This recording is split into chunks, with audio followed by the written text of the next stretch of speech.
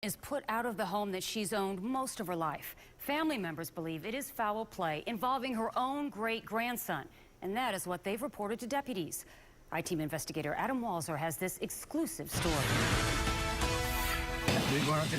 94-year-old Agri Young returns to her family home place on Bethune Drive in Thonotosassa with some help from her gray-haired grandsons.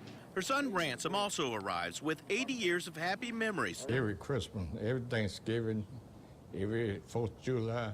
What did this house mean to your mother? What it mean to everything. Everything she can remember. Do you remember living here? No, sir, I don't.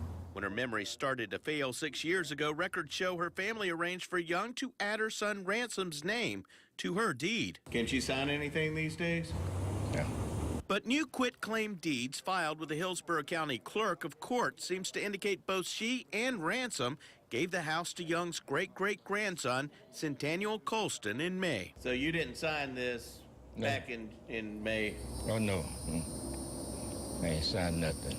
These are the signatures obtained by the I-Team side by side from the original transaction in 2007 and from the recent deeds. That doesn't look anything like your signature? No. Records reveal Colston, a convicted drug dealer who family members say doesn't have a job, sold the home the day after the property was supposedly transferred to him to Tampa real estate guru Kenny Rushing. Man, I got keys to houses.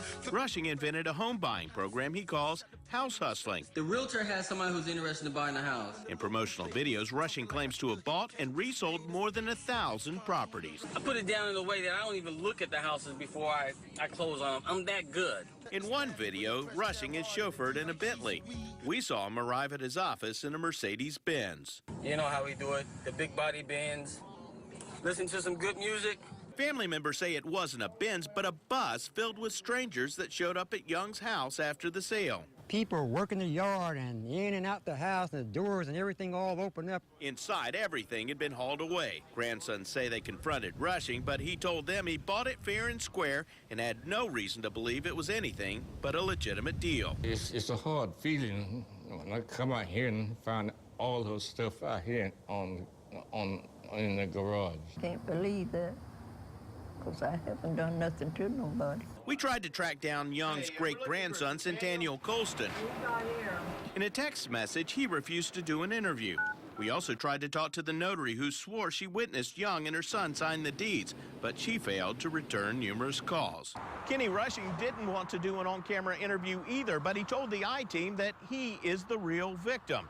Young's family members say that so far Rushing has only paid $3,000 for the home since Colston couldn't arrange for his grandfather and great-grandmother to come to the closing.